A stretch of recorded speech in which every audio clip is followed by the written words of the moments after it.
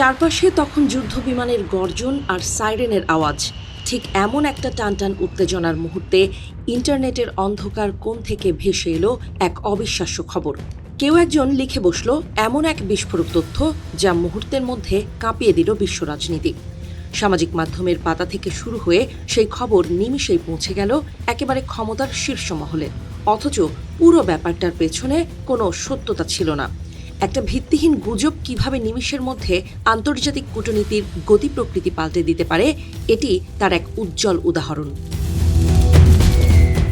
ঘটনার শুরু গত অগাস্ট মাসের এক সকালে ভারতের এক বেনামি অ্যাকাউন্ট থেকে এক্স মাধ্যমে ছড়িয়ে পড়ে একটি দাবি। সেখানে বলা হয় ইরানের শীর্ষ এক সামরিক কমান্ডার নাকি ঘোষণা দিয়েছেন যে আমেরিকা বা ইসরায়েল পরমাণু অস্ত্র ত্যাগ না করা পর্যন্ত তেহরানও তাদের এই কর্মসূচি থেকে পিছু হটবে না। এই বার্তার সঙ্গে জুড়ে দেওয়া হয়েছিল একটি কৃত্রিম বুদ্ধিমত্তা বা এআই দিয়ে তৈরি মাশরুম ক্লাউডের ছবি। কোনো রকম প্রমাণ বা সত্যতা যাচাই না করেই মুহূর্তের মধ্যে এই দাবি লুফে নেয় অনেকে। দেখতে দেখতে ইন্টারনেটের পাতায় দাবানলের মতো ছড়িয়ে পড়তে শুরু করে সেই কাল্পনিক বার্তা। কিছুক্ষণের মধ্যেই ইসরায়েলের কিছু অ্যাকাউন্ট এবং একটি স্থানীয় সংবাদ মাধ্যম এই ভুয়া উদ্ধৃতিটি ফলাও করে প্রচার করতে শুরু করে। তাদের দাবি ছিল এই প্রথম বুঝি নিজেদের পরমাণু বোমা বানানোর কথা খোলাখুলি স্বীকার করে নিল ইরান। আর এই প্রচারের পর ঘটনাটি সম্পূর্ণ অন্য মোড় নেয়। জেরুজালেমের এক জাতীয় অনুষ্ঠানে ভাষণ দেওয়ার সময় খোদ ইসরায়েলের প্রধানমন্ত্রী বেনিয়ামিন নেতানিয়াহু এই ভুয়া তথ্যটি উল্লেখ করেন। তিনি একে ইরানের গোপন অভিসন্ধির প্রমাণ হিসেবে তুলে ধরেন। ভাবুন একবার, একটা মন গড়া পোস্ট কত দ্রুত পৌঁছে গেল দেশের প্রধানের ভাষণে।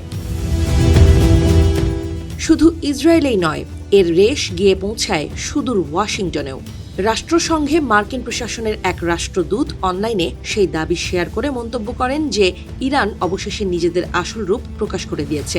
এমনকি মার্কিন যুক্তরাষ্ট্রের বিশিষ্ট কিছু রাজনৈতিক ব্যক্তিত্ব এবং সংবাদ মাধ্যমও এই ভুয়া খবরের অংশ হয়ে ওঠে। তদন্তে জানা গেছে কিভাবে অত্যন্ত সুকৌশলে এই মিথ্যা খবরটি এক প্রান্ত থেকে অন্য প্রান্তে ছড়িয়ে পড়েছিল। প্রথমে ভারতের কয়েকটি জনপ্রিয় অ্যাকাউন্ট থেকে এটি ইংরেজি ও হিন্দিতে অনুদিত হয়ে শেয়ার হয়। এরপর ইসরায়েলের এক প্রভাবশালী অ্যাকাউন্ট থেকে তা এমনভাবে পরিবেশন করা হয় যেন সেটি কোনো গোপন সরকারি নথি। এই মিথ্যা প্রচারের তীব্র প্রতিবাদ জানায় তেহরান। ইরানের পক্ষ থেকে সাফ জানিয়ে দেওয়া হয় যে ইসলামী প্রজাতন্ত্রের বিরুদ্ধে এটি মিথ্যা খবরের এক বিশাল বন্যা ছাড়া আর কিছুই নয়। কিন্তু ততক্ষণে যা হওয়ার হয়ে গেছে। ভুয়া তথ্যের আগুনে পুড়তে শুরু করেছে আন্তর্জাতিক সম্পর্ক।